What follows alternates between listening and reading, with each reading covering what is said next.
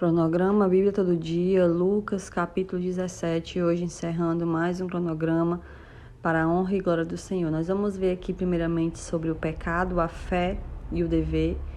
Jesus disse aos seus discípulos: é inevitável que aconteça coisas que levem o povo a tropeçar, mas ai da pessoa por meio de quem eles acontecem. Seria melhor que ela fosse lançada no mar com uma pedra de moinho amarrada no pescoço, do que levar um desses pequeninos a pecar.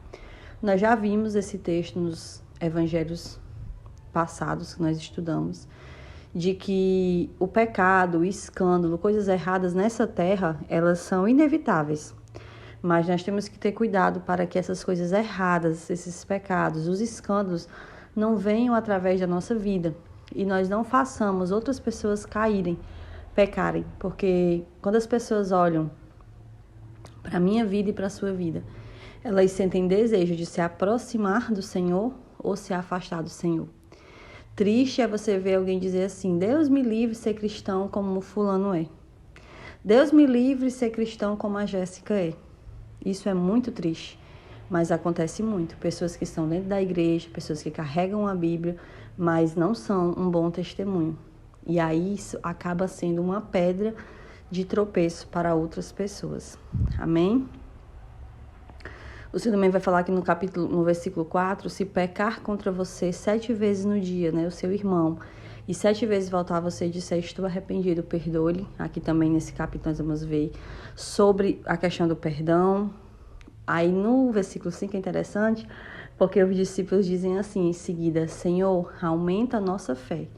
Então nós entendemos que para perdoar, nossa fé precisa estar em dia, nós precisamos ter fé. Porque realmente alguém que não está firmado no Senhor não consegue perdoar nenhuma vez, o que dirá várias vezes a quem é necessário que nós perdoemos, não é verdade?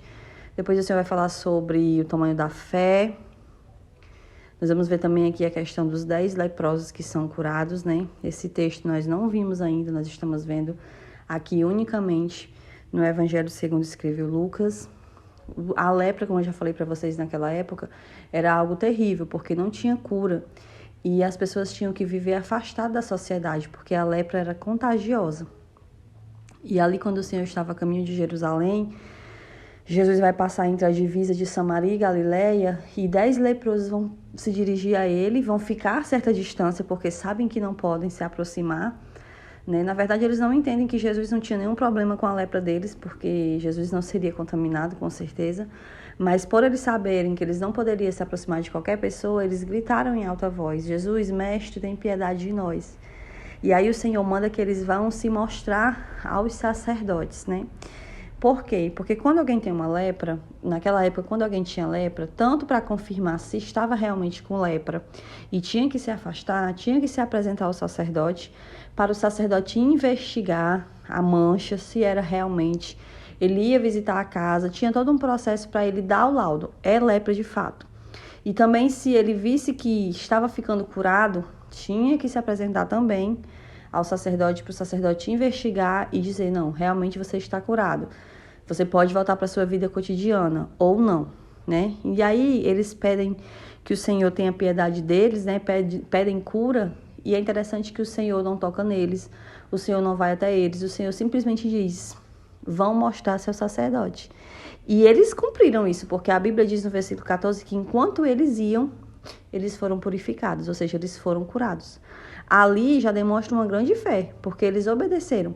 Mas eu acredito que no meio do caminho alguns murmuraram. Eu acredito que alguns ficaram sem entender. Poxa, nós pedimos cura e ele nos manda simplesmente ir. Acredito que muitos talvez não tenham nem acreditado. Entre os 10, tinha quem acreditasse e quem não acreditasse. Eu acredito.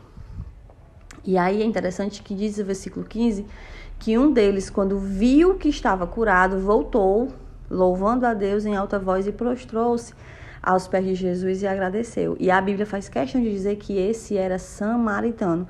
Lembra para vocês que eu disse que o samaritano ele era muito julgado, ele era condenado pelos judeus. Os judeus tinham os samaritanos como um povo não sendo um povo de Deus, né? Só que no meio desses 10 tinha um samaritano, porque como nós lemos, Jesus estava passando pela divisa. Então ali ele encontrou os samaritanos, né, e pessoas da Galileia. E é interessante que o único que volta para agradecer ao Senhor é o samaritano. Só um voltou. Os outros, eu acredito que estavam mais preocupados realmente em cumprir todo o rito religioso, né? E se esqueceram até de louvar, agradecer a Deus. E o samaritano voltou. E aí o Senhor vai perguntar: onde estão os outros 9? Não se achou nenhum que voltasse, desse louvor a Deus, a não ser este estrangeiro? Então lhe disse: levante-se e vá, a sua fé o salvou. Então isso aqui fica muito claro para nós, a questão da gratidão, de agradecermos ao Senhor por tudo que Ele faz na nossa vida e também de nós estarmos muitas vezes preocupados demais com os ritos, né, com os costumes. Aquelas pessoas naquela época também não estavam deixando de ser religiosas e esqueceram até de vir louvar e agradecer a Deus. E aquele que era desmerecido, que era considerado um homem não de Deus, foi aquele que deu honra ao Senhor. E depois nós vamos ver sobre a vida do reino de Deus. E é interessante que Jesus foi interrogado quando viria o reino de Deus. E lá no versículo 21 o Senhor vai dizer: nem se dirá, aqui está ele ou lá está, porque o reino de Deus está entre vocês. É claro que nós esperamos a vinda de Jesus e ele vem nos buscar, mas o reino de Deus, amados, que como a Bíblia fala e como Jesus ensinou, depende de mim, depende de você. Nós temos que viver atuantes como o reino de Deus. O reino de Deus, os princípios, os valores, né? A prática de quem é do reino é a partir de agora, mesmo nesse mundo, que nós temos que viver como pessoas do reino de Deus. Por isso que ele diz que o reino de Deus não é um modo visível, começa dentro de nós. Depois ele vai aproveitar para falar aos seus discípulos que o Filho do Homem virá como um relâmpago, né? Como nós já vimos, que não se sabe o dia, não se sabe a hora, mas nós devemos estar prontos. E ele vai também falar o exemplo tanto de Sodoma e Gomorra, como no tempo de... que Sodoma e Gomorra foi nos dias de Ló, e tanto também quanto nos dias de Noé, né? Que o povo, eles estavam vivendo de uma forma totalmente pecaminosa, não estavam nem aí para Deus, não tinham temor a Deus, estavam totalmente embriagados nos seus próprios desejos, e veio o juízo de Deus. E o Senhor está alertando que mais uma vez o juízo virá. Nós estamos muito mais perdidos do que naquela época, né? A geração hoje, essa geração de hoje está afundada no pecado, afundada na falta de temor, e virá o juízo. Eles, como muitos naquele tempo de Noé, naquele tempo de Ló, não acreditaram, né, que prestariam contas e prestaram, muitos hoje também estão brincando, estão dormindo, estão fazendo o que querem, né? Como diz o ditado, o que dá na telha. Mas um dia o Senhor virá. O Filho do Homem será revelado, como diz no versículo 30. E aí no versículo 33 diz assim: quem tentar conservar a sua vida, a perderá. E quem perder a sua vida, preservará. Por quê? Porque nós não temos que viver pelos nossos próprios desejos. Não é a nossa carne que deve reinar, mas é o temor de Deus, a obediência a Deus, a vida com Deus. Amém? É sobre isso que Jesus fala e alerta sobre a volta dele. É isso, meus amados. Até amanhã, se Deus quiser.